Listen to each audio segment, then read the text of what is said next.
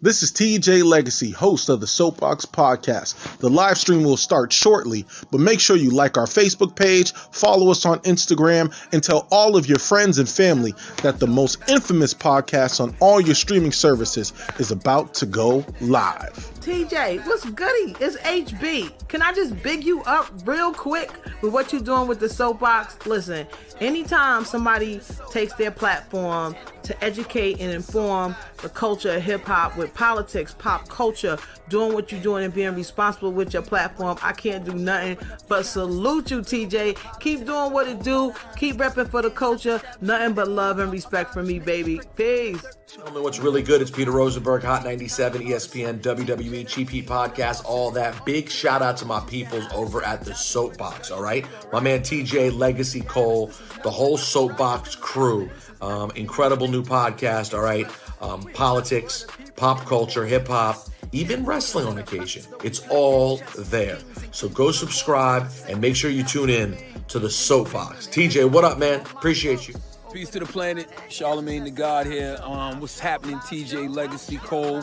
Salute to you, King. Salute to the Soapboxx Podcast. The Soapboxx Podcast is an independent black media podcast, and they talk hip-hop, politics, pop culture, mental health, social justice, a lot of my favorite subjects. Check them out, man. Tune in, subscribe to them. You never know.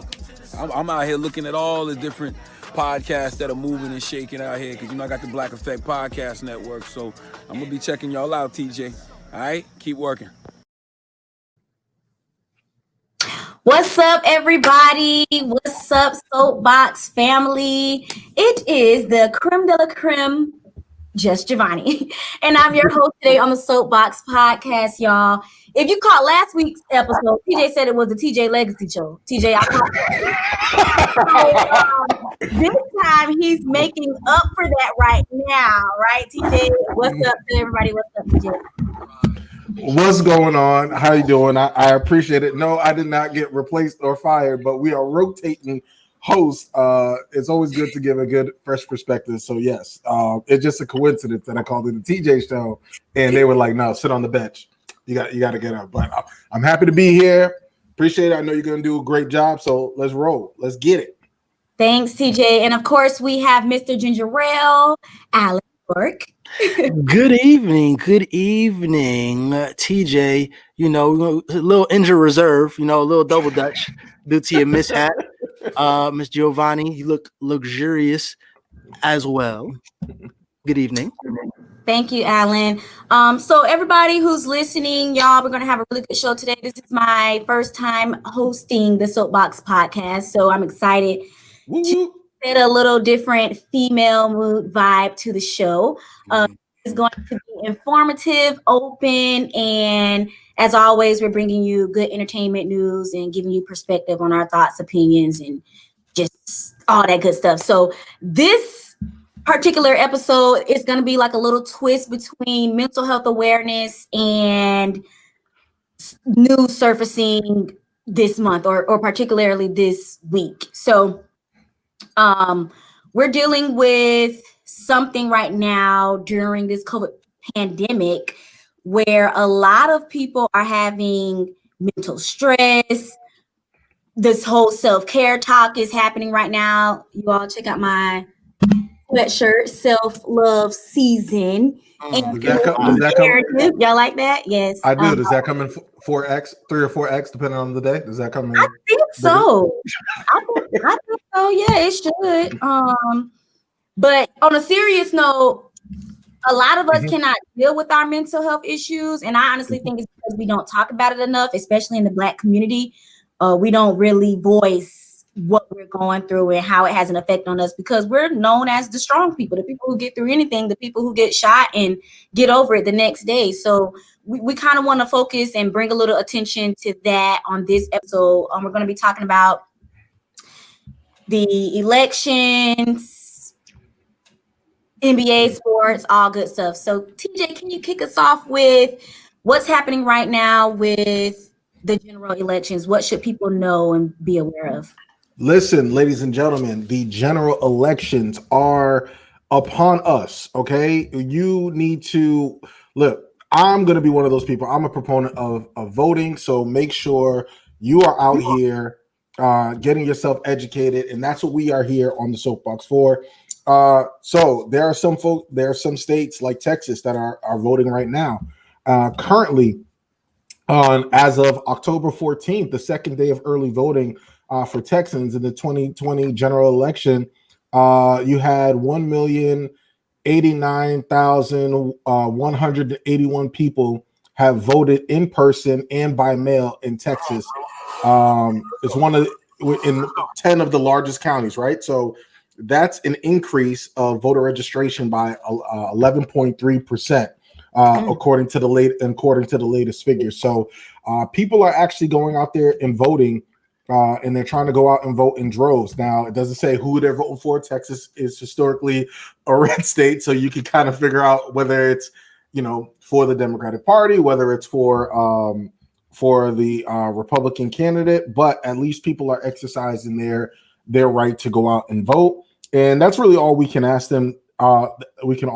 That's really what we can ask them to do, is to go out and vote. And really, if you decide, hey, I'm not gonna vote, well, then you really can't complain about stuff. And I know that there are some people that have the strategy of, well, unless I'm getting some tangibles for my vote, then I'm not going to go out there and engage in this political process because it doesn't necessarily directly affect me. Now, there are some truths to that, but there's also some lies, because I think on a national scale, because of the Supreme Court justice seats, because of some of the things that are going on around the country, some of the vacancies, this general election for the presidential election has a lot of significance.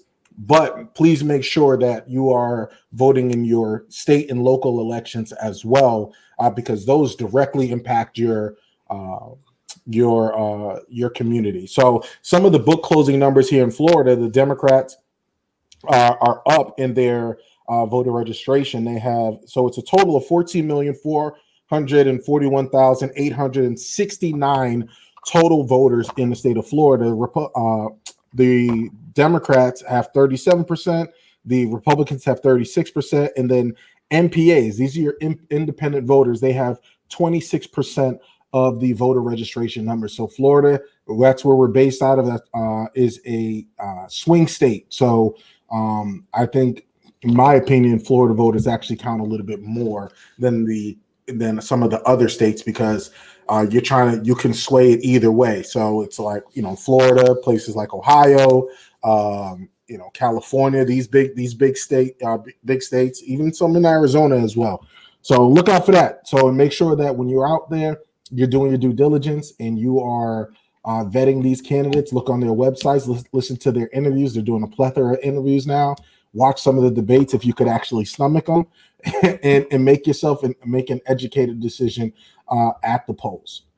So TJ, what about how does it, or explain to people why Florida always, or we have a higher number in registered Democrats, but for some reason the vote always turns in favor of Republicans? Is it because we're just not voting, or is the system rigged? No, I think it's more because there's a lot of, like we said, the MPAs, independent voters, and the South is more conservative, tends to be more conservative than some of the up north states like New York and Massachusetts. So when people are out here voting and campaigning, they tend to kind of lean towards the right. So they're trying to, Florida is more is because of these numbers. Looks like it's more purple than anything. I know Obama won Florida, but Biden's going to have a very hard, difficult time winning the state of Florida. He's going to need a lot of Latino support, and right now the Republican Party is catering to Latinos. There's a block of Latino voters that are just riding with the Republican Party for their various reasons.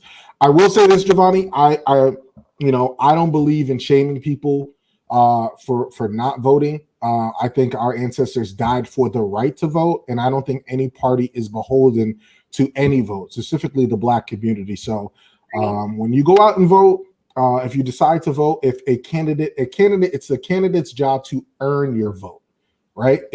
No one's beholden. So if you decide to make an educated decision, whether it's writing a candidate, there's other third-party candidates, you just have to do your due diligence and make the best choice and vote your self-interest.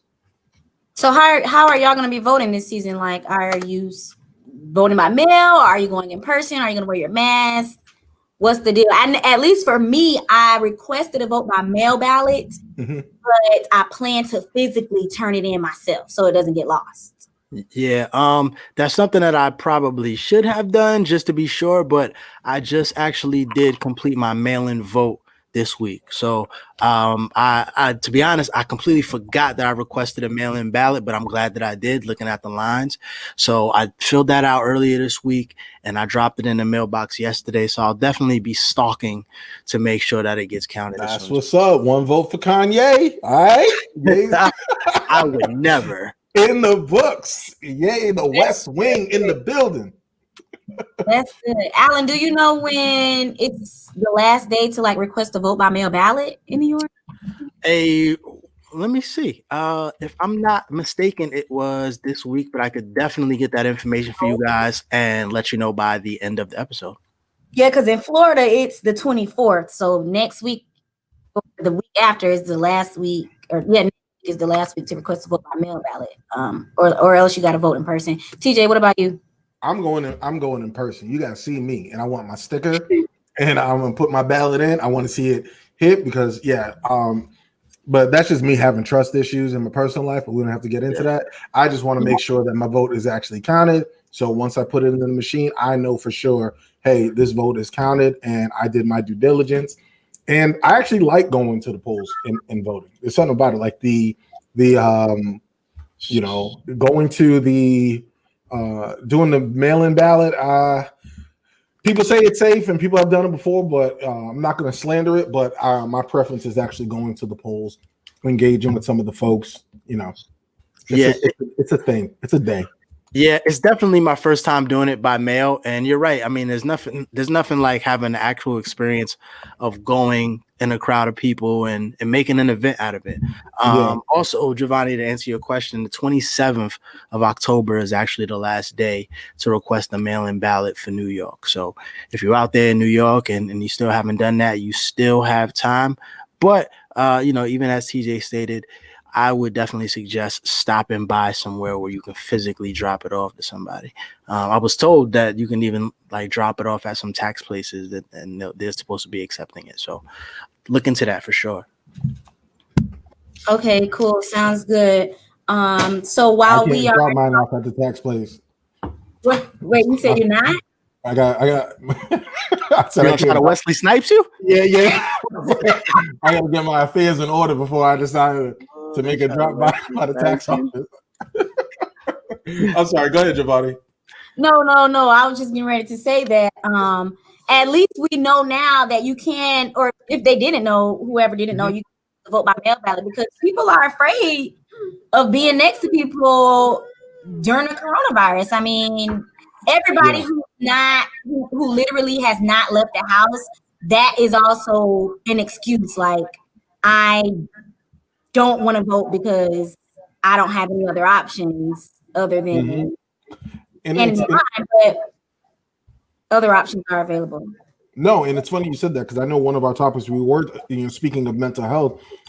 There are a lot of people. I read the article that are deciding that they may not want to because of the pandemic, because of hardships, financial hardships, economic hardships. They just mentally can't deal with being in the political process. It's hard for people to want to engage in the political process when they don't know where their rent check, where their money for rent or food, or right now people are just kind of stressed out. So even though voter turnout has increased in the state of Texas, there's a possibility that there may be a national dip in voter turnout because people decided, you know what, I got better things to do, or I got other things to do in my life and other responsibilities rather than going out and voting, or if they didn't request a mail-in ballot because people are so ingrained and engulfed of what they got going on upstairs and mentally and what they're dealing with during this pandemic. So we have to take that into account as well. So don't believe all the polls out there. No, yeah, that's definitely true. That's why a lot of people are saying, even though it looks like Black people are participating, or not even Black people, but people in general for the Democratic Party are participating. Mm-hmm. Now you really actually have to consider like voting, because I can't remember, but I was watching an interview, and I can't remember which entertainer it was, but he was saying like, yeah, in 2016, what happened was people thought that Trump was automatically going to win, but then they realized like, oh, it was still a very close vote or something. I don't know, TJ. You're saying that people thought Hillary had it in the bag, so they Right. thought that I don't need to go out and vote because there's no way that they're going to lose to this idiot. Blah blah blah. That's what people were saying. Yeah. and then lo and behold, she ended up losing, as we all know. I think SNL did a great skit on that with Chris Rock and Dave Chappelle, where people were just in denial and couldn't believe it. So I will say this: when it comes to voting, please, the elephant in the room is white supremacy. Like, please do not discount, like, whether you're a Democrat or a Republican. Please don't discount whether or not people will vote their own self-interest, and their self-interest is maintaining white supremacy. So you always got to watch out for the white women demographic when it comes to going out in the polls, because everybody who says we can't stand Trump, we don't want Trump, will still go out there and fill in their ballot form because of their place in the global system of white supremacy, more so here domestically in this country. So, I hopefully the Democratic Party is not taking things for granted, because Trump's campaign, they're out here in the grassroots, and people in the Democratic Party, you cannot just sit by and just think that, people are just gonna be beholden and they're just gonna give you the vote. No one's giving you anything this year because they don't need to. You don't deserve that. So for sure. And I think that if 2016 taught us anything, is it's not over till it's over. It is not over until the last ballot is casted. So I think we know for a fact, 2016 was probably the biggest gap as far as qualifications that we'll ever see in our lifetime, as far as people making it to that stage, as far as the gap between Hillary and Donald and their public service record is. I don't think we're going to see anything like that again. So, we took it for granted, and I would hope that everyone learned their lesson, especially understanding that, unfortunately, this Trump train, even though at times it's felt like it has lost some steam, if you look up, you can realize that he hasn't lost as many people as you would like to think he's lost. And unfortunately, he's gained some people too. So it's not over till it's over. Yep, you're absolutely right. Yeah, and they're really going hard. What's going on with this whole Ice Cube situation and President Donald Trump?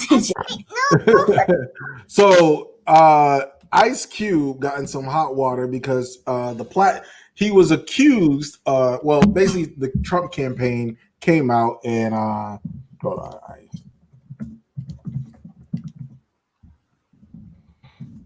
Campaign. All right, so he basically came out and the Trump campaign was like, "Hey, we just want to thank Ice Cube," and they basically insinuated that Ice Cube was working with the Trump campaign, and that he was endorsing Trump, which was once I did my research, that wasn't the truth, right? So basically, Ice Cube did a series of interviews, and I think he's doing an interview with Roland Martin as we speak, and he went on the Breakfast Club. Breakfast Club clarified it as well, and he was on TMZ, and what he said was that he worked for the CWBA,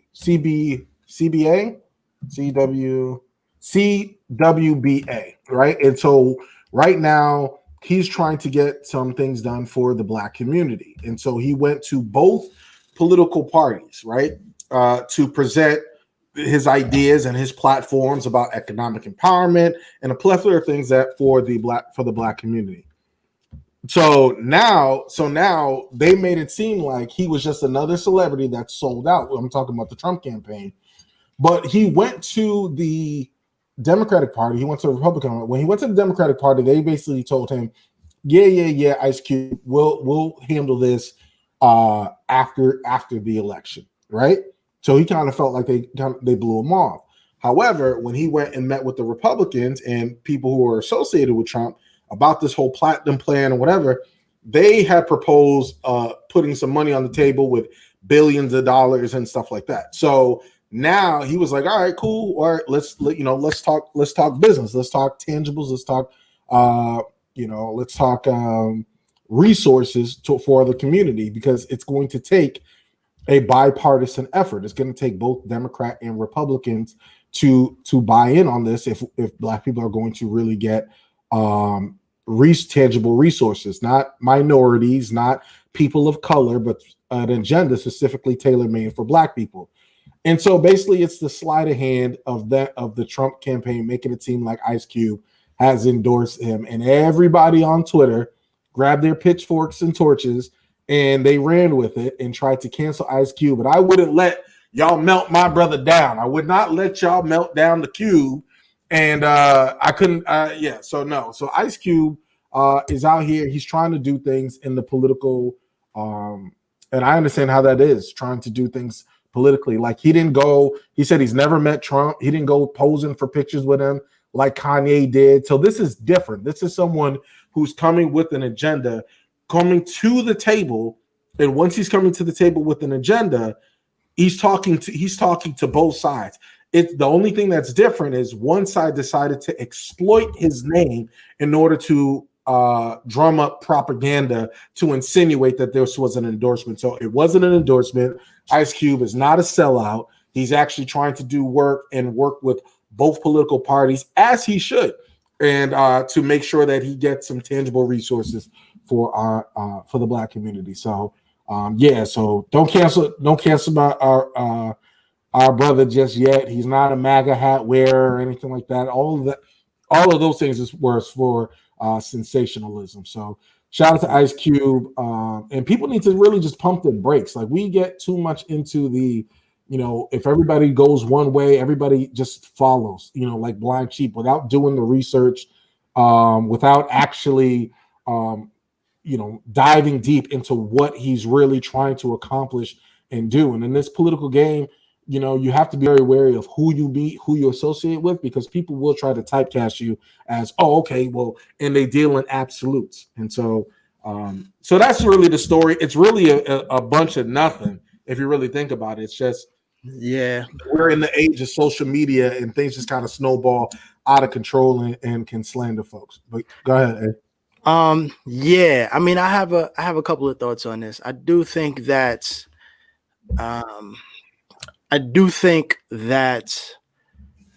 like you said, is a saying, if you're going to take the meeting, tell them you're not going to take the picture. If they don't take the meeting without the picture, then you don't want the meeting.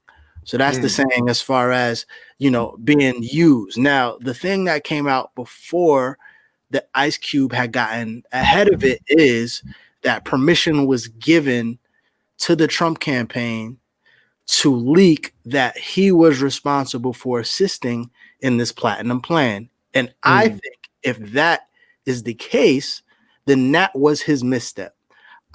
Me personally, I don't have a problem with anyone speaking on behalf, or let's not say on behalf, but I'm not having a problem with anyone trying to do things to assist the Black community, right? And if you want to speak with whomever, then that's okay. If it's another old saying, if the KKK wanted to fund a mass trip back to Africa, I'm going to sit down and meet with them because we have the same goal in mind, right? I'm going to see how they can help me, right? So I don't have a problem with him meeting with everyone.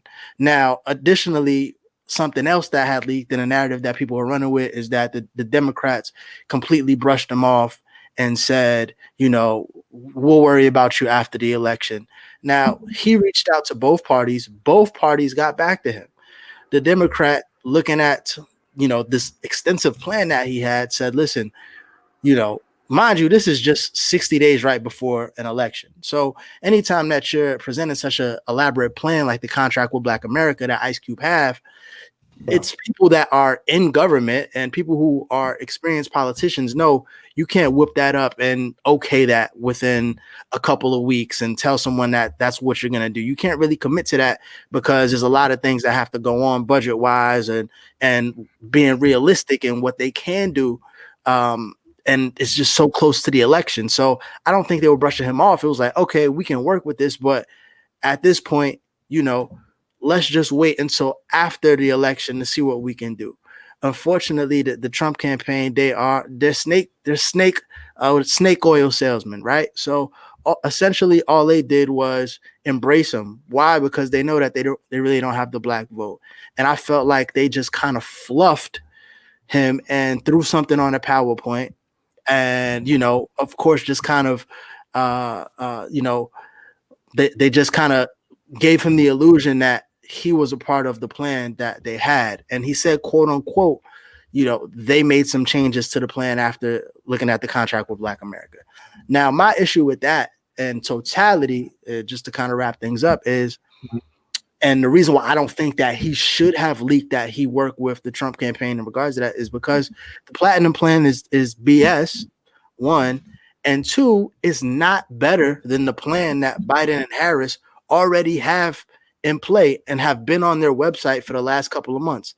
They came into the game with a plan for racial equality and a financial plan for minorities and specifically African Americans. This is something that they came in the game with. And not only that, the plan is way more intricate, way more detailed, and just miles beyond better from what I'm seeing than the quote unquote Platinum Plan, which essentially, if you look at it, those numbers that they're even talking about are just numbers that have already happened within the last 4 years. So they're talking about, creating X amount of jobs and giving X amount of businesses outside of the quote unquote $500 billion plan. Those other numbers that they have are numbers that have already been created within the last 4 years. And then if you're looking at their PowerPoints when they're talking about, stronger policing and they're talking about, strengthening the farmers and they're talking about curbing illegal immigration. These are regular campaign Donald Trump promises with the word Black splashed in front. Right. So all that they're doing is just fluffing their own plan and putting urban and Black in front, as opposed to the Lift Every Voice plan, which has specific allocations of funds and where it's coming from and how they're going to do it.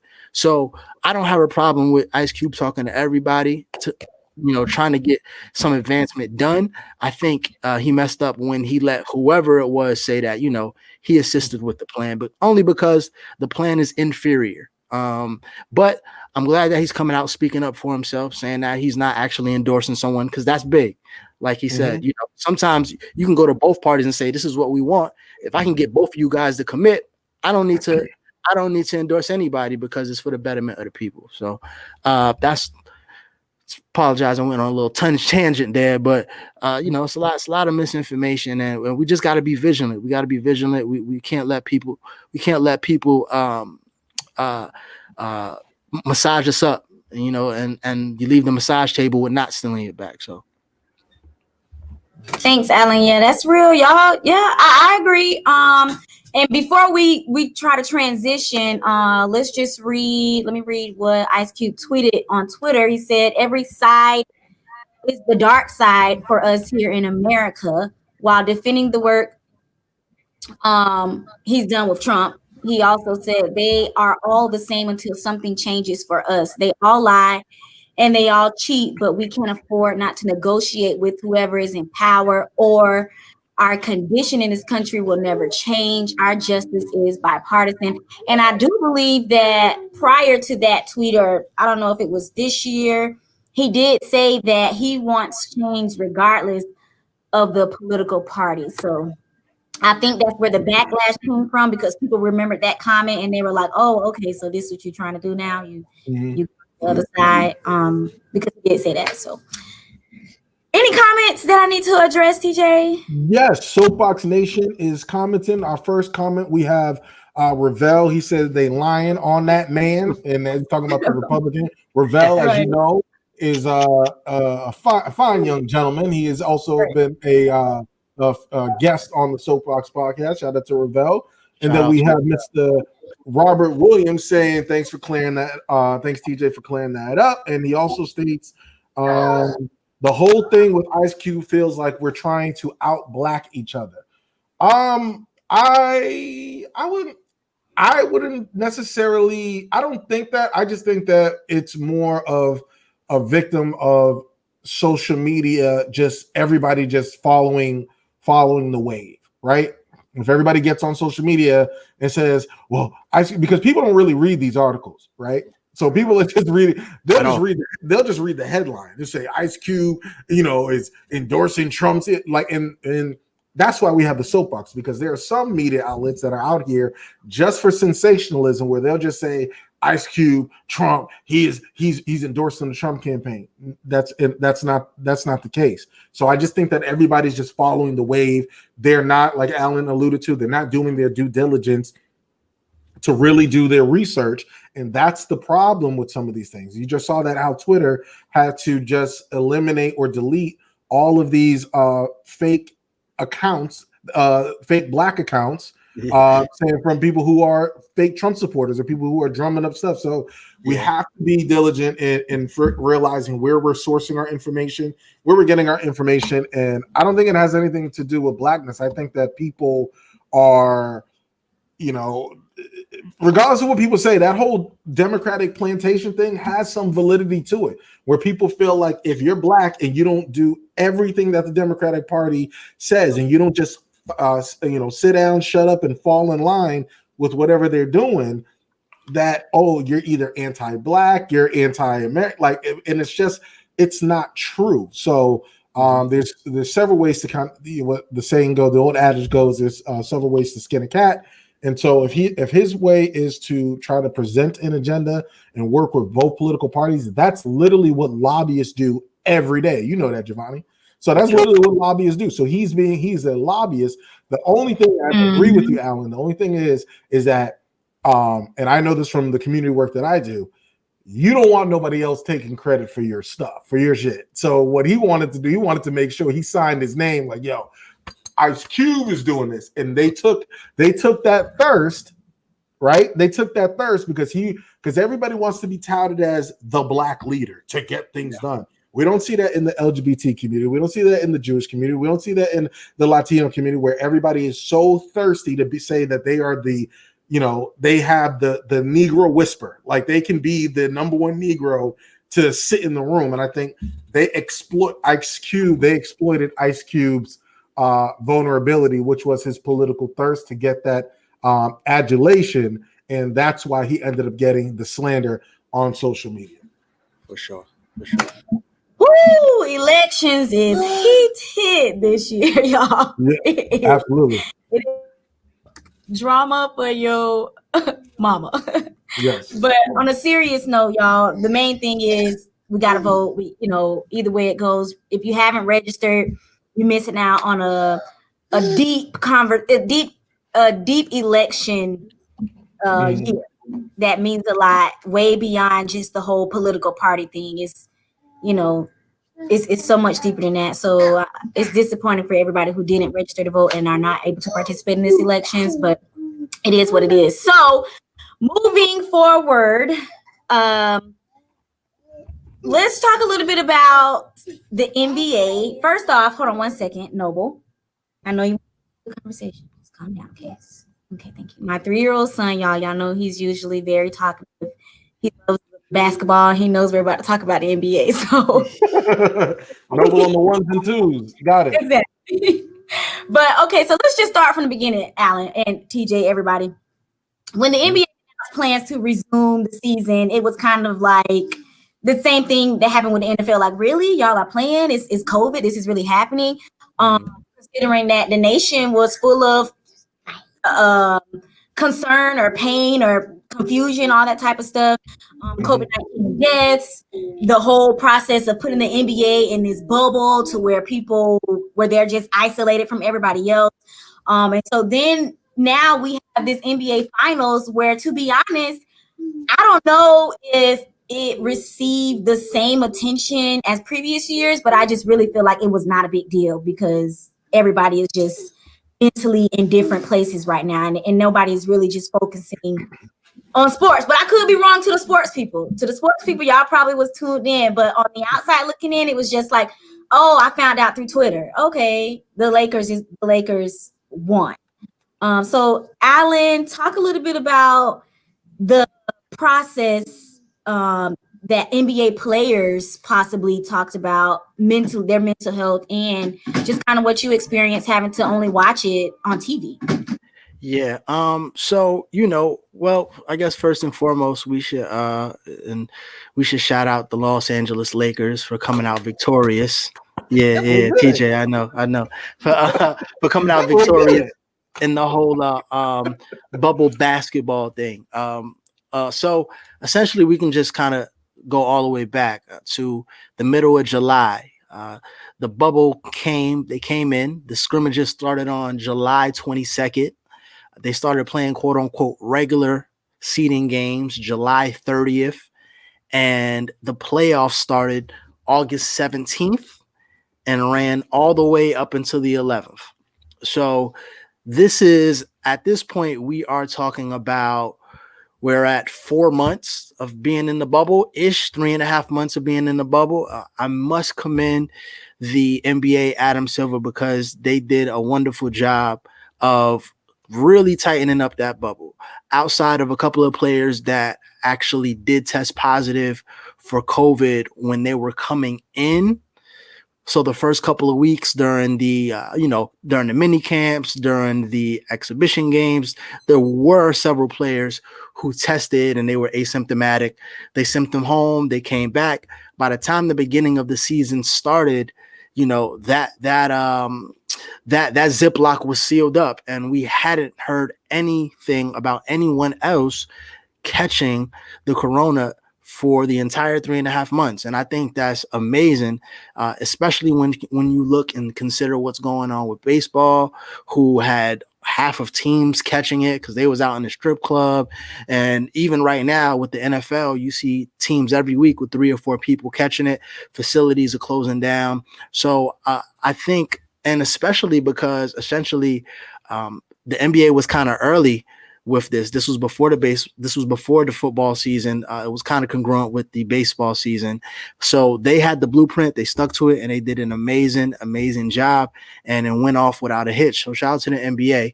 You see I got my Orlando Magic hat on because it was in the bubble. Now, that being said, as you stated, Javonni, it did not go without. You said you had your Orlando Magic hat on because of what? Because the bubble was in Orlando, and I'm a Magic fan, so we. That's what we're doing. Okay. Yeah. We got to shout out the gang by any means possible. You feel me? And we made the playoffs, but we lost. But it's cool. But that being said, it did not go without a total hiccup mentally. A lot of players express how hard it was just being away from their family for the minimum of 2 months. Essentially, it's kind of like a little college, a little AAU tournament, except for you can't leave to go anywhere. So it's just yourself, your teammates, and everyone else around the league, staff, coaching for the remainder of the time that you're in a bubble. And yeah, it may seem cool because they're on a quote unquote Disney campus, but these are people who are used to moving how they want to, eating where they want to eat. And these are, financially well-off people. So the fact that they had to be confined to this bubble, a lot of times to their hotels, and to do nothing but, go back to their room, play basketball, maybe go to Disney every now and then, they express that it's not as easy as we were initially to think, and I completely understand. And now a couple of notable players who spoke about this is Paul George. Paul George really struggled at the beginning of the playoffs, and he came straight out and said, listen, my mental health was not good. It was not good at all. I did not understand how hard it would be being away from my family and everybody I love. Additionally, Dwight Howard, who ended up winning the championship with the Lakers, also said he had no idea how hard this would be. He really, really struggled early on being in the bubble. And of course, you guys have to remember as well, there were protests. The NBA did protests in the middle of the bubble. So not only are you dealing with being away from everybody, now you're dealing with social injustice and what you could do and how you can assist your community and your people. And you throw that in with basketball in the middle of everything. And people were really, really going through it. A lot of the players weren't able to see their family until they advanced more so into the playoffs. Dwight expressed how seeing his family and having his son with him really helped him kind of see the whole thing through. So, despite what we think and how we kind of glamorize everything that NBA players go through, this is a situation that's not going to be ideal for anyone, no matter how much money you have, because once you're in that bubble, it's a ceiling to other things that you can do. You can play some PlayStation, you can play basketball, you can go on FaceTime, and then that's it. So, like I said, salute to them, salute to the NBA players for pushing through, salute to the NBA community for, running a tight ship. And, I think it's definitely something to look forward to going into next season, because the Rona is not going away, and we have to see how everybody adjusts. So. Yeah, that is, I mean, in general, can you, of course it's already, we know it's unforeseen, but can you see this happening again next year?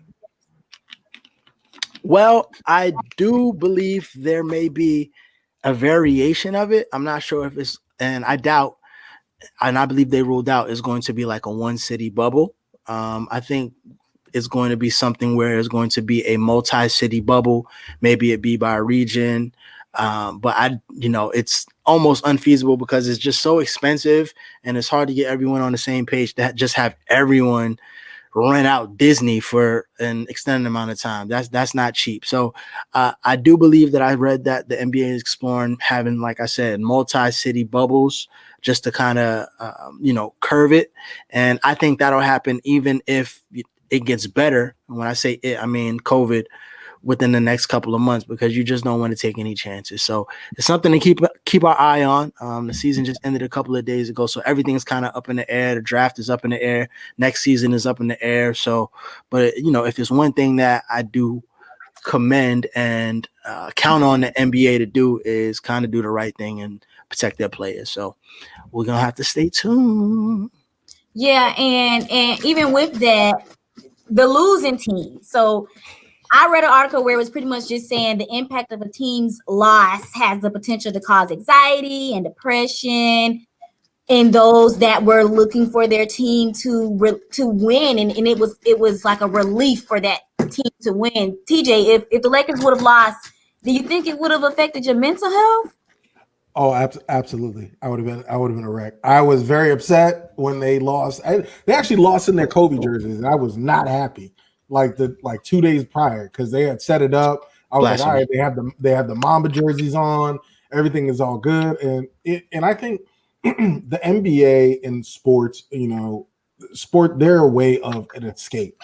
You got to look at the time where we had Hurricane Katrina and the New Orleans Saints played the Atlanta Falcons in the Superdome a couple years when that happened, how that gave people hope. It gave people a mental break from the realities of the world, something to cheer for, something to be excited about. And so, you saw after Lakers won their championship, even though the California governor said, hey, don't come out there, people were just out in the street, celebrating and, as they should, but they should be safe, whatever. But people were celebrating the championship. So people want something to look, to believe in bigger than themselves, and, feeling like, okay, they won a championship. They feel like they're a part of that. So it definitely helps with people's mental health. Now, I will say this, shout out to the Miami Heat who put up a good fight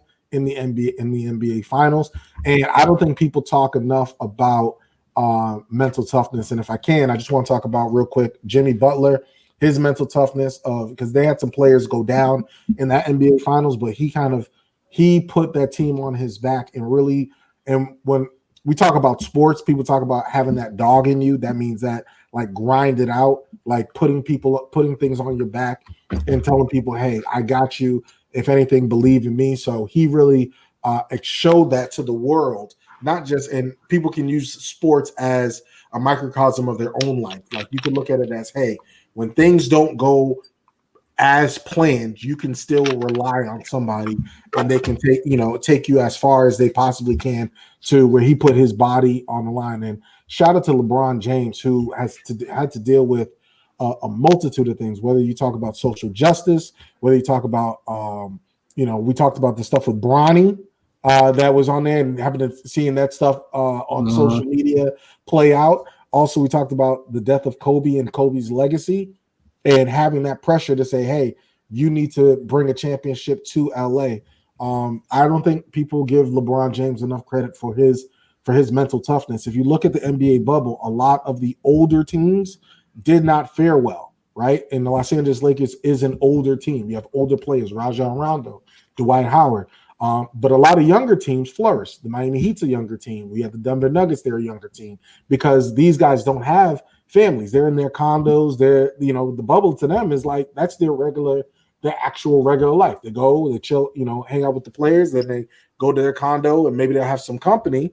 But they will actually they just go to the condo, play Xbox, and just chill.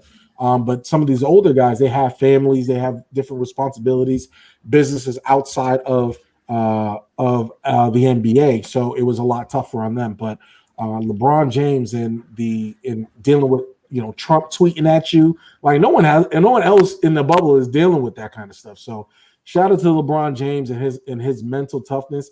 And we got to think about it. Michael Jordan, when in the 90s, he took a break because he couldn't handle the media pressure and his mental state. His father had passed away.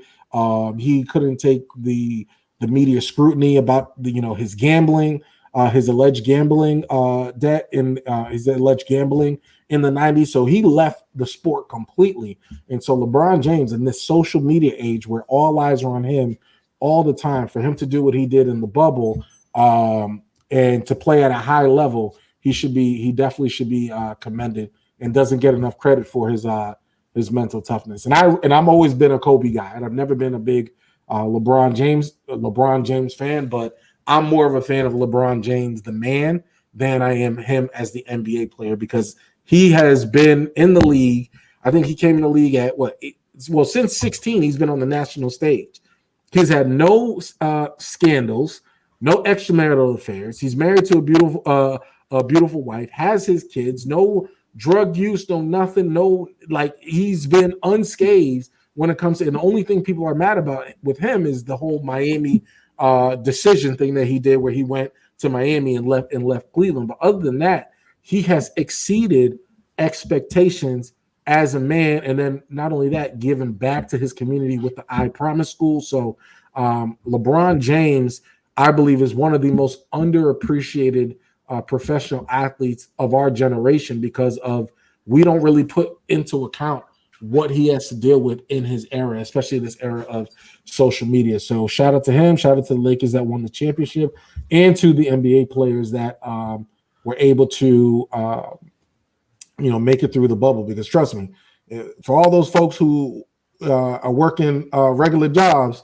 you wouldn't want to be in no bubble having to work at Publix. Like if Publix tell you, hey, you stay in this hotel, and then after you go to the hotel, you go work at Publix and you go home. So it's not as easy. But you know what? Yeah,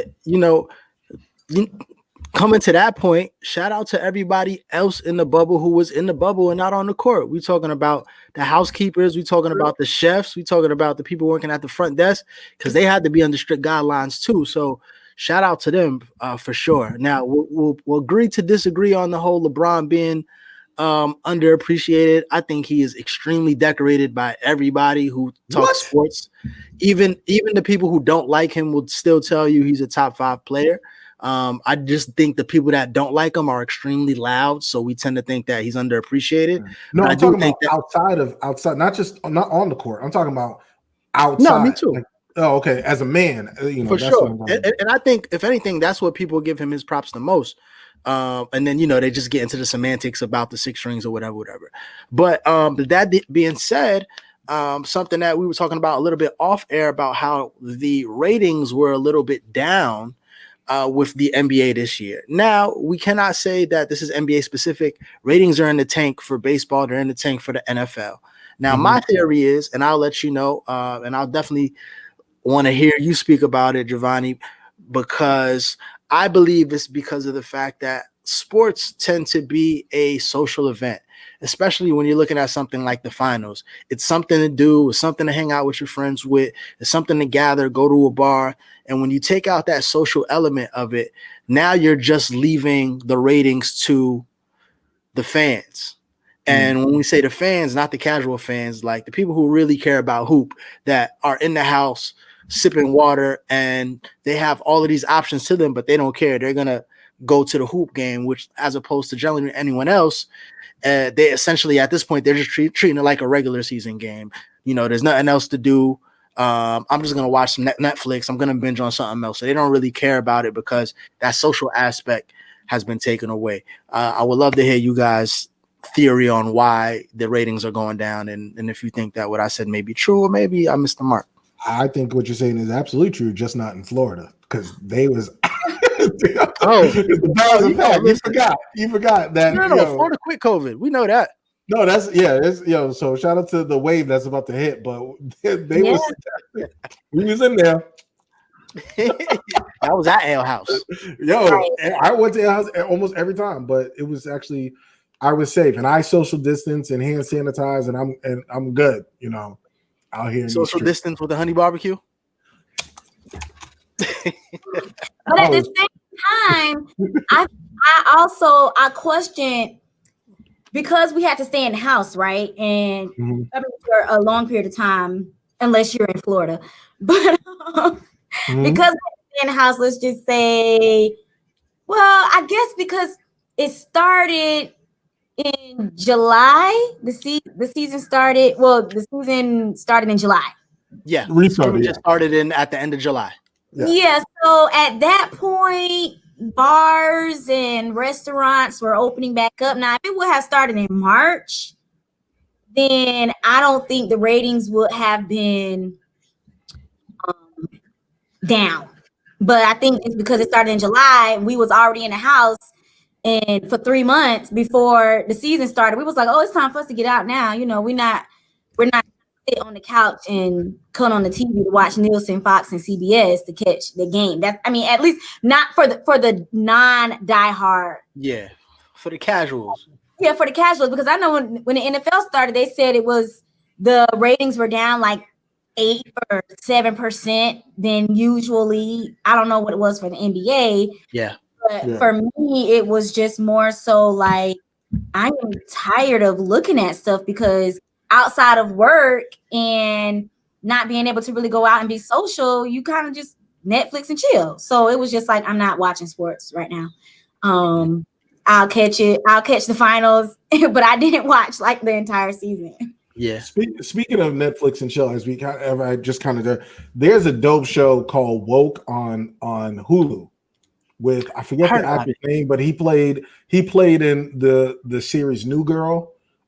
He played the character Winston Bishop. It's really dope. I was watching it last night. So for those who are looking for something to check out, definitely check out the show Woke on Hulu.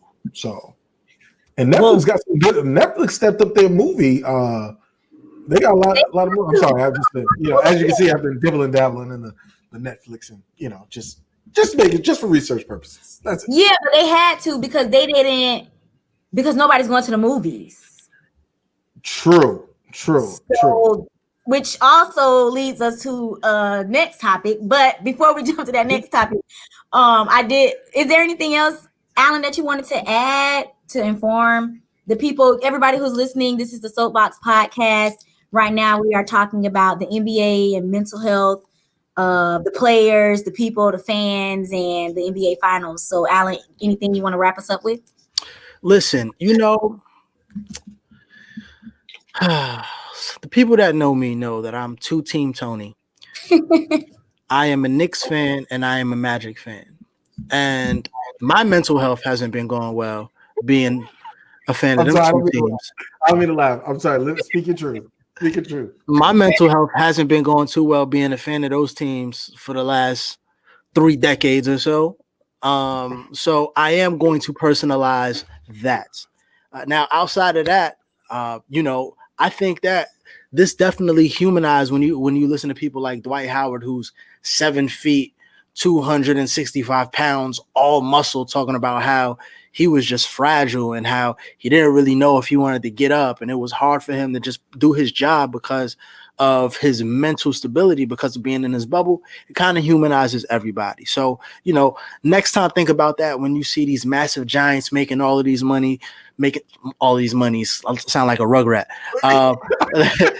Making all of this money, you have to understand that at the end of the day, they got brains just like us. They got feelings just like us. And, we're all human at the end of the day, we all bleed red, except for Rihanna. She probably bleeds like glitter or some shit like that. That's passion fruit. Yeah, she probably bleeds passion fruit. But at the end of the day, we are all human. And, just keep that in mind. You never know what someone's going through, no matter how good their life is perceived on the outside. So here's the question. Did the bubble change, or did it help or hurt the game long term? What you think, TJ? I think the bubble actually no. I think it was a good idea. I do think that for the next season, there won't be a bubble. I think they'll do like the NFL is doing, where they'll have limited capacity at first. I think that's because I think the country's response to COVID-19 is going to drastically change after the election. Because after the election, when people don't have to have this much political posturing, then all of a sudden it's going to be like, all right, let's all get serious, or to eradicate COVID from the country. Because right now, there's a lot of political posturing, unfortunately, that has hindered the progress and really made people casualties of this virus. So after the election is over, whether it's Donald Trump or whether it's Joe Biden, I think that the response to COVID is going to be different. And I think the NBA is thinking of restarting in January. So I think that the country, think about how different the country was 3 months ago. I think the country will be a little different in January. So for sure. Okay, for sure. All right. So you all, to lighten up the mood a little bit, the NBA, even though it was exciting, it's still heavy, the fact that these players had to have all this mental stress, but thank God that they do have grit to continue the season. Love grits. You're talking about he loved grit. I'm not a grits fan. Never been. We don't mean that's grits, but yeah. But I didn't know. But I heard people from New York, y'all eat y'all grits with sugar in it. I would never. Some people do. It's split. It's split. I mean, okay. I think it's kind of split everywhere. Cheese. Yeah, salt, pepper, cheese. Yeah, salt, pepper, cheese. My South Carolina great grandmother would never allow grits. If you're gonna do that, we just gotta bust out the farina, the cream of wheat. Right. Yo, exactly. I know the perfect recipe. The way to eat grits is in the trash can, because that's nasty. I don't eat grits at all. I'm not a country bumpkin. If you put some grits or oatmeal in front of me, I don't want it. First off, how you don't eat oatmeal? I eat oatmeal. I eat cereal. But wait, you're because you're West Indian. Yeah. Y'all don't. Well, I'm black, man. I'm black. Both my parents are from Trinidad. Not right. Okay. Now you the porridge. Were you introduced to porridge? Porridge? What do I look? I'm not a bear. Cornmeal. Yo, I'm a grown man. I'll eat some cornflakes and some frosted flakes, some honey nut Cheerios. Some Fruity Pebbles. These are all. Don't mind him with his childish taste buds. I'm not minding him because how do you eat your grits? I told you I eat my grits buttered. Let's get it. Oh, look at y'all southern shot. Butter. Let's get it. Butter. Go parquet in that joint. Let's go. He said that like she was from the civil rights movement. Yeah. How dare you ask me? Okay, Okay, y'all, listen. When was the last time you've been to the movies?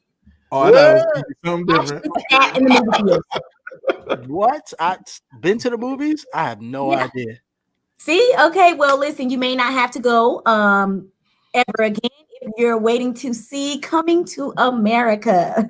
So let's celebrate Eddie Murphy. His Coming to America sequel is pretty much in the process of being sold from Paramount to Amazon Studios. And reports are pretty much saying the deal is worth $125 million. Mm-hmm. All of you Amazon Prime members, I'm pretty sure you'll have access to this movie or sequel. I don't know how they're going to do it. I'm pretty sure it's going to be on Prime Video. Do y'all have Prime? I do. I think I do. Because that's when the packages get here like immediately, right? Yeah, that's when the packages get here immediately. Okay, But I have no patience, so yes, I need. Not in no COVID. They not getting here immediately. yeah, not in COVID, but I mean, I don't know. Also, though, if you have Prime, you should be able to watch Prime Video. Do you ever look at video? Oh Yes. no, I didn't know I could. I'm gonna check that out. Yeah, Oh, you tripping? They got series and movies and all that. great movies. Really? Yes. Great movies and great series. So yeah, y'all think that was a good move considering the fact that nobody's going to the movies. So I don't know but considering that it was a sequel, that means it was never going to be in the movie theaters. But I could have sworn I saw like a commercial saying coming. It was going to be a big movie. It was going to be a big turnout. Like I almost wish that they would just wait. A lot of these movies, I wish they would just delay. Like I said. Just have them come out next year or January. Like, what's the rush? Like, people like this is one of those movies, just like how Black Panther, how everybody came out. This is one of those movies that would definitely have a big draw because I think it's going to be one of those like ensemble movies where people like big names are going to want to be attached to this movie because of the historical context. And Coming to America is one of the all-time, probably the top 5 funniest movies of all time. I would say. You got to be top 5. So, I don't know if I would just want to watch it, at home or on a streaming service. Some of these movies I don't want. I don't mind watching the show, but not that. My brother, we are not gonna have a choice. And I guess I don't know. I guess the bills don't stop. My question when these things happen is because I'm seeing a lot of these big numbers come out. I saw that Will Smith recently sold the movie to Apple for like 120 million, where he plays a runaway slave, and I'm looking at this $125 million number here. I'm just wondering, like, economically, where do they make their money back on that? I mean, it's easy to say subscriptions, but I don't think a subscription, especially with the amount of free trials that they're giving away, equates anywhere near to what like a box office ticket is going to be. So I'm just wondering how they're coming up with these numbers and how they plan on recouping, to be honest with you. They must plan to make a lot of money, but I mean, how? I think it's worth it. 125 million. I'll be good with that. But I don't know what the average, like the most director has ever received for a top movie or something. Yeah, I don't know. I just started buying streaming services this year. As anybody who knows me knows, historically, I actually used to use people who I've dated as accounts. Like that was one of the prerequisites. Like if you're dating me, if you're dating me, right. I need you to run that. I need you to run that. That Hulu, that Netflix, that Disney Plus. Yeah, but I am a mature man. I'm a 34-year-old now, so I have all of the streaming services in my name. Ownership, Black ownership. Yes. Yeah. You got HBO Max? I feel like HBO Max. You got HBO Max? No, I do have. What is it? Stars. Hulu. You got Stars? You getting money? Stars, who I have a listen, man. I got WWE Network. WWE. Oh, you getting big money. I'm out here. I'm out here. All I need is the internet. I really don't need cable. and then there's Spectrum. Ladies, TJ is offering free. Yeah. He said he's returning some of the services he stolen from you for the last 2 years. Listen, but TJ, go ahead. I just want to say this, right? Because Okay. men have gotten so much slander for these Netflix and chill dates for so many years, but now since the pandemic, now because of COVID, now it's okay. Now y'all want to come and chill, y'all want to be cuddled up or whatever, you know. But I'm just, you know, sometimes you gotta, you know, make sure you count your blessings, right? Because you know now you want to be safe in the house. Now it's an actual date, right? Instead of waiting and saying, "Oh, we can't go out." Now women are actually trying to go, and they're more open to. If you ask a woman to come over and watch a movie, whatever, it's not offensive. I don't know why. Who started that? Why Netflix and chill or going over somebody's house became so offensive in the dating world? I don't know why. I don't know why y'all did that, Javonni. Why did y'all do that? I think because we automatically assume if you try to bring us in the house, that means you're trying to get us in our pants. We know you can't have sex with us at DJ's on the dinner table. Excuse me? What? We're trying to sleep with you even if we're at Applebee's. We can't. You think when we're eating appetizers that we're not thinking of? All right, so the next step Appetizing on you. The next step is I'm gonna take this barbecue sauce from this buffalo wing and put it on. Like we're still thinking about hooking up with you. They got the unisex bathrooms jumping. Yeah. With the little baby fold out. Right, but you don't know if the man is aggressive or he gonna beat you up or something. You don't know. Nah, you're right. I definitely tell my women friends to stay out of niggas' houses for sure. Yeah, like unless you got your taser ready and your 9. Yeah. Not Yeah. How many weapons do you carry on you, Javonni? On a daily basis? Javonni, 3? Yes. I'm glad you're prepared. So you got really? 2 things to stab with, 1 thing to shock, or do you got the mace, the taser, and the knife? Oh, you got it. Actually, I do have a story. Yes, I went to dinner. Just went to a place, a nice little restaurant. They have a nice steak, right? And you get money. Listen, please. Please, I'm so humble. Listen,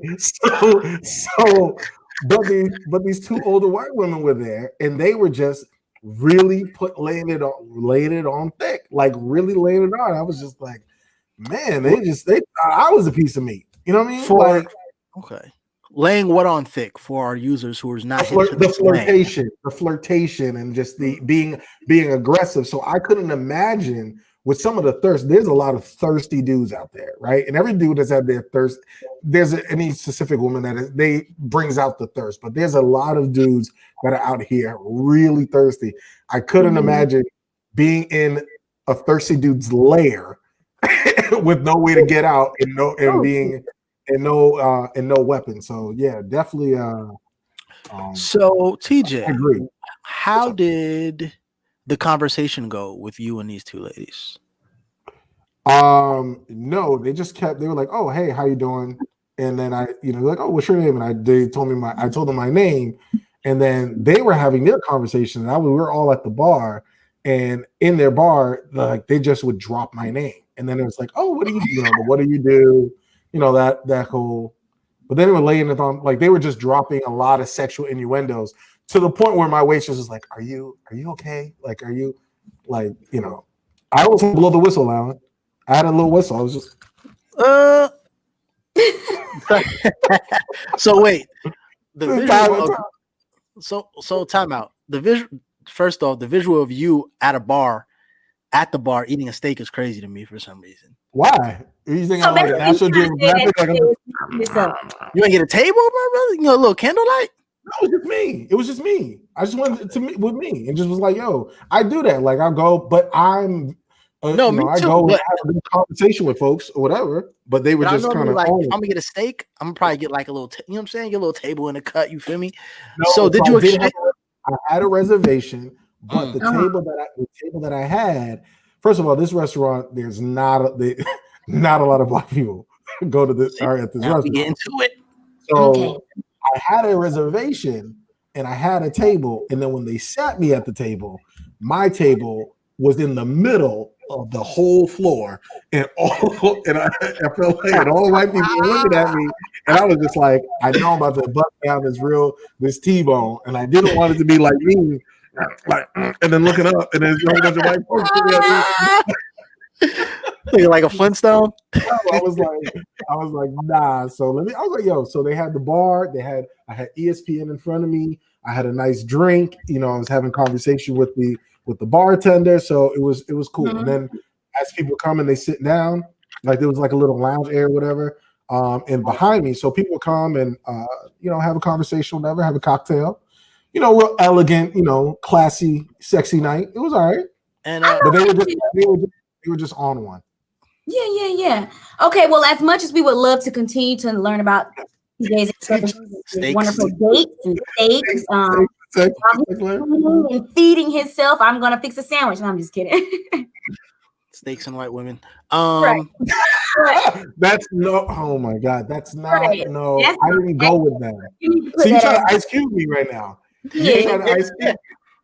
But y'all, listen, at the ticker want to reads. know about Cardi B and Offset? I forgot about that. Yes. Are they still popping? Whose story is that? Is that mine? Yeah. Oh, listen, y'all. Let me do this. We're not gonna unpack this. Listen. Cardi B said it herself. All right, and I want to make sure that I get it correct. Okay. Cardi B and Offset she filed for divorce because of his alleged cheating. And she basically said she took him back because she just had a birthday. They spent the birthday together, and she explained why she took him back. And she basically said, and TMZ headline reads, Cardi B says she's back with Offset because she's crazy and wanted the dick. Oh, I didn't know that. Yeah. So there's no story.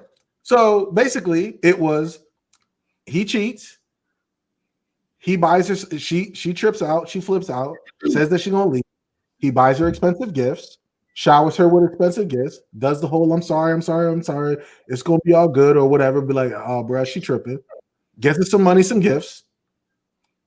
She gets the dick. Takes it back. How many stories are like that? There's a ton of story. I, for one, am sick of talking about Cardi B and her love life on the show. I didn't want to ban because I'm not hosting, but this is who. Oh, and not only that, she's posting nudes on her. She's posting drunk nudes on her IG, which I do have, by the way. And I will defend her because people are making fun of her areolas, and I'm not going to slander women with big areolas. And we shouldn't slander boobs at all. I'm pro boobs. So I will not stand for any type of slander that she received on social media. But yeah, Cardi B is a stripper. So materialistic things matter to her. And she's ghetto. So she's a mother. She can be both. She doesn't have to be just one thing. She could be a mother. She could still be a stripper. And she could just be that whole glorifying that ghetto love. That's toxicity. And we're talking about mental health aspects of it. That type of merry-go-round clusterfuck of a relationship is not something that other people out here should aspire to. Like that's not healthy. And it shows that she is transactional. And that's what's ingrained inside of her, where I can mistreat you, I can disrespect you publicly, but as long as you pay me, as long as you give me money or buy me things, then I feel validated enough to stay with you. And oh yeah, I'm immature enough because now I just wanted some dick. So this is what you're projecting to girls who look up to you. And I will say this, speaking of since we're talking about the political stuff, this is who Joe Biden decided to have a conversation with and talk about Black issues for the upcoming election as a representative of our community. So to be fair, go ahead, Alan. I am going to also say that outside of the surface things that she said, she was also very vulnerable with us, speaking of mental health. She said that, listen, it's really hard to not speak with your best friend. She stated that Offset is her best friend. Yes, are the other things perks? Of course, the gifts, the sex. But at the end of the day, these are two people who not only shared a life, but created a life. together over the last 3 or 4 years. And a lot that's an underrated aspect of heartbreak is you are losing your best friend. So I cannot neither condone nor chastise her decision, but I can understand not wanting to be without your best friend. It's unfortunate that we have to know everything. I mean, she wasn't the one who announced the divorce. Somebody went to the courthouse and just put the shit up on TMZ. It's public document. She knew what she was doing. Yes, it's a public document, yes, but that doesn't mean that there's a lot of things that are public documents that people don't go searching for. But she's put herself in this position and she's being transparent with us. So I wish her the best. Are you gonna care if he cheats on her again? Should any of us care if Offset cheats on Cardi B again? Nobody's relationship is my business. Huh? You said what's funny? I said I didn't care the first time. Yeah. Agreed. Agreed. It's the girl who cried wolf. So when she talks about this, he cheated, I'm done. That whole you know what? Women, can I speak with women real quick, Javonni, if I may? Okay. Women, that whole I'm just crazy. That whole I'm just crazy in a relationship thing. That is so played out and so immature. Get over that shit. How old is Cardi B? Is she in her 20s still? Is she in the late 20s? Is she 30 yet? She just turned 28. Yes, late 20s. That may work for Cardi B because she's got money and she can, have certain upkeep, whatever. But that whole ghetto love, that baby boy, I'm just crazy. I don't know how to act. I just can't be tamed. I'm a crazy bitch. That is the clear sign that dude should stay away from you. But that's not the immaturity. Go ahead. I don't think it's an act. I think it's a part of how they grew up, or it's just like you said, it is ghetto. But if they ghetto, then that's what it is. It's not like I have a ghetto sweet tooth too. Every once in a while, I dabble in some chocolate or some right, but we don't expect Karen to understand ghetto love. Like it's just. Why you say Karen? I go have a steak and 2 white women talk to me, and all of a sudden I'm the spokesperson for Karen's. Look, right, Karen. I'm just saying that's just you just know what it is on the surface. Everybody know what it is on the surface. It's not gonna change. Maybe they will change. I don't know, but maybe they'll become some. I don't know, very liberal person or whatever. I don't know, but I doubt it. It's just a personality thing. But to move the conversation forward, because like we said, we don't want to just talk about Cardi B's relationship. But there is a rumor that Nicki Minaj and another one Cardi B will be. Oh, I'm sorry, Alan. Did you want to say something else? No. Okay, but there is a rumor that Nicki Minaj and Cardi B, they're gonna drop some sort of mixtape or something. Right? It was a song. Or song. I'm the music world mixtape song. Sorry, track. Instagram story. That mixtape. I haven't heard it yet, but I'm not a Nicki Minaj fan because I think she's not a. There's no mixtape, TJ. Or it's not. Or it's a track. What is it? No, it's just a track. It's a rumor that they made. Oh, okay. If they do make music together, it needs to go exactly where my grits go. In the waste basket. Trash it. I don't want to hear from these two anymore. I just don't. I don't want to hear from them. But I also don't want to hear from. I don't. Huh? No, I was getting ready to say if it is a song, you think it's gonna be like Nicki Minaj, "I'm the crown, sit down," and then Cardi gonna be like, "You ain't got no wetter pussy than me." You think it's gonna be a battle or a collaboration? Now we need to rewind those bars for us. No, I like that. Go ahead, Javonni. Give me another 2.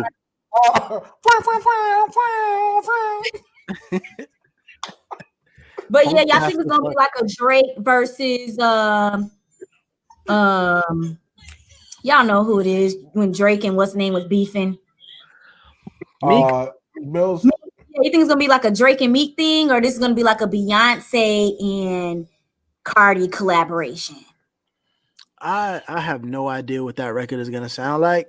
I don't have high hopes for it, but I'm happy that they're not beefing again. I think that's the bigger thing that I care about. Black power, black woman power. Yeah, yes. Let's get the estrogen up in here. Let's get it. Right. Okay, TJ, is there anything else that you want to talk about in the entertainment world? Grits. Well, listen. No. You quit? I quit. Okay. I just don't like these. I just don't like these individuals. I don't like talking TJ does about. not like women who rap. What? Hold I on, we're do. gonna have to I cut do and like edit. women I do like women who rap. Who raps? That's a girl. You say Told you you, like, right? You see? you like Meg Thee Stallion. I like that. I don't like Meg Thee Stallion. Yeah, actually, I'm not. I don't hate Meg Thee Stallion's music. We got audio. Yo, why you was coming, man? Yo, look. I told you I like. You just say I told Doja you I Cat. like the Doja Cat song last week. All right, A slapper. so yes, because that song is smooth. Other than that, no, but I think that's it for entertainment. That's it for entertainment for me, Javonni. Okay. So are you guys gonna cancel or keep Cardi B? I mean Cardi B and Nicki Minaj song. I'm gonna cancel it. I'm gonna keep it because of what it represents on a larger scale. The song hasn't come out, so I can't cancel the song. Javonni, It's I gonna think be at this point, Alan number is two. trolling. Alan is just trolling me right now because he can't possibly think that this is. The song hasn't come out. I can't cancel it. Like it doesn't exist yet. But for the movement, yeah, let's keep the movement. Go women. It's a keep for me too. All right, cool. Let's go women. Okay, so y'all, let's just kind of Real it is. bring it back in a little bit. A couple of facts, you all, and for anybody out there who's dealing with mental health issues right now, we all are going through different things individually. Suicide is on the rise in different states across the United States. I don't have those exact states, but we do know that mental health is a major public health concern, and the United States is in a public health crisis right now. So we just want to create a space, right, for everybody to be able to not think that your mental health is not important or being unacknowledged. A lot of us would just need clarity or backup for our emotions. And so at least for me, I'll start first and just share the simple fact of right now, because I do know that I need to take my mental health serious because I'm single parenting, working full-time 40 hours, committing to all of my talent and pouring myself into things that God has blessed me with, including this podcast. I'm grateful for those things, but also I have to remember to check back in with my mental health, pause, breathe, notice. Pause, breathe, and notice how I feel. Take breaks from upsetting content on social media. And I'm also taking care of my body a lot more, whether that's getting a facial or a massage. And I'm also learning to connect with people who also go through things who want to improve. So Alan or TJ, you guys want to share some things that you do to just stay mentally stable? Yeah. So for me, it's more so, and I appreciate you sharing that as well on the platform, Jay. For me, it's working out. For me, this podcast for me is therapy. Like I literally I look forward to being on the podcast, even when my energy is low and my mental health is just like not where it needs to be. Like coming out and talking to people who have the drive or just laughing, it really helps my mental state as well.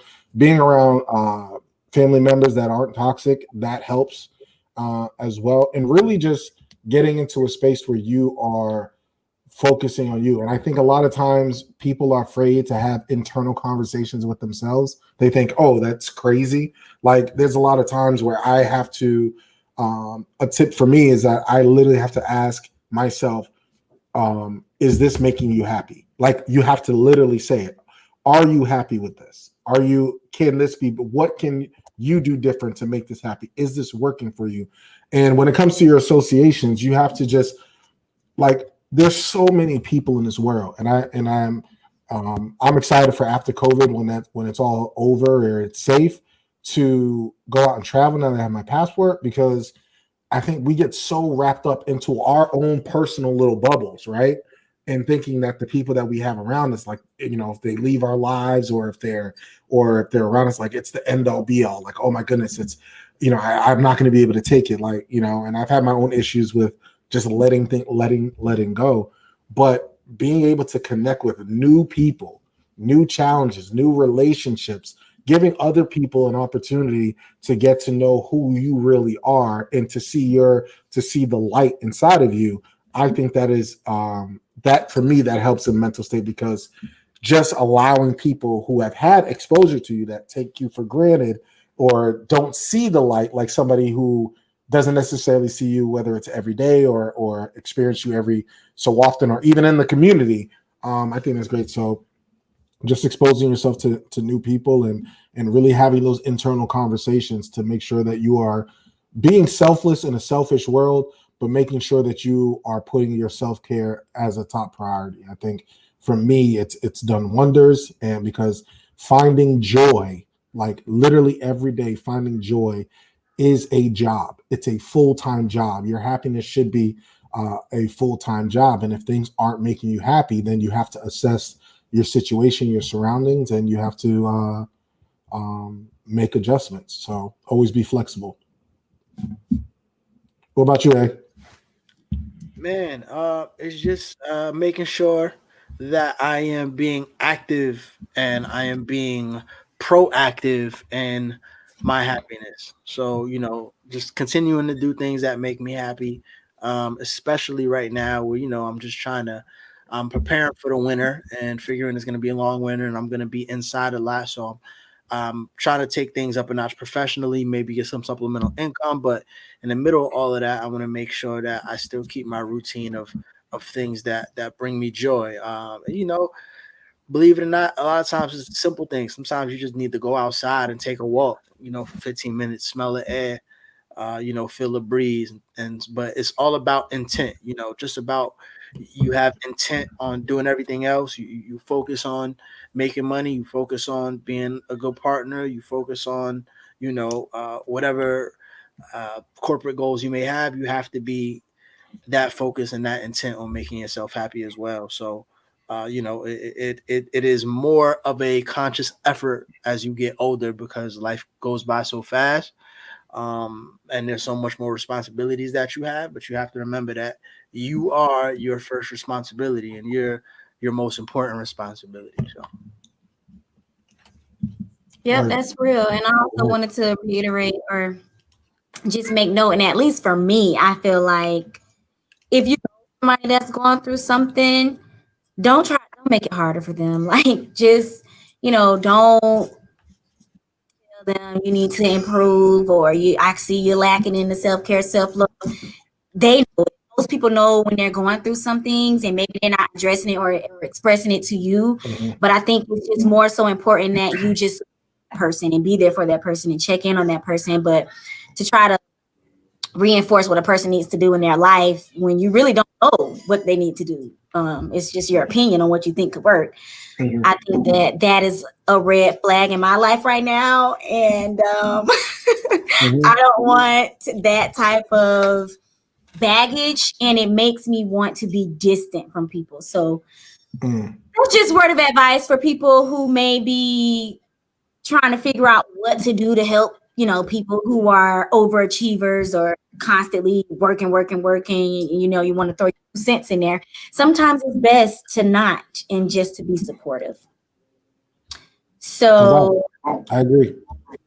And that was also my moral of the story. So TJ, Alan, what's the moral of the story? Are we good for moral of the story right now? We're good to go. Okay, great. Moral of the story, Alan. Moral of the story, you know what it is. Wash your hands, wash your funky face, wash your funky booty, and wear that mask. And like I said, you are your number one priority. TJ, moral of the story. Well, I first and foremost want to say, Javonni, thank you for giving me a little break. You did a great job today on the show. A little pick. We definitely got some new insight. I'm taking mental notes of things that you did that I don't do, that I've seen that you do, that I kind of like, and so I like that we're doing this rotation in here. So definitely appreciate that and your effort of making sure that things are running smoothly. But as we were having the conversation, I think you said something about grit, right? And so making sure that if you're having mental health challenges, if you're having an emotionally challenging or mentally challenging week or day or whatever, that you focus on winning the day. Like too many times we try to take the day in too many chunks, right? Like we look at all the obstacles or all the things that we have to do, and we're like, it becomes a little bit overwhelming. But if you just focus on the day, if you focus on being task oriented to win the day, then and accomplishing those daily goals, then you will as you accumulate those wins, your day and your mental health will be a lot better, and you have the grit to get through it. And if the grit, once you have the grit and it's there, and the things that don't necessarily contribute to your mental health, then treat them like grits and throw them away. That's what we should call this episode, Grits and Grit. Grit and Grits. With Javonni Hampton. Exactly. Grits and Grit. Grits and Grit. All right, so for myself, Just Javonni. Of course, I'm Just Javonni on all platforms, social media, Instagram and Facebook. Don't follow me on Twitter. I only talk about politics. But, so TJ Allen, for Jess, couldn't be here because she lost a loved one. We're sending prayers out to her. Prayers to Jess. Prayers to Jess. Definitely prayers to Jess. And if, I don't know who wants to have the last word here, but I'm done. Mic drop. I got nothing. You know, hey, shout out to everybody. Soapboxx Podcast. Make sure you follow the Soapboxx Podcast with 2X. I believe next week is our Halloween episode. I think that's what we have scheduled. So we'll have some guests. Yes, Alan, you definitely have to check the chat. Who looked very surprised when I said that. Yes, so make sure you guys tune in and check us out. And shout out to this episode, Javonni. Shout out to her being the host of the Soapboxx Podcast. Peace.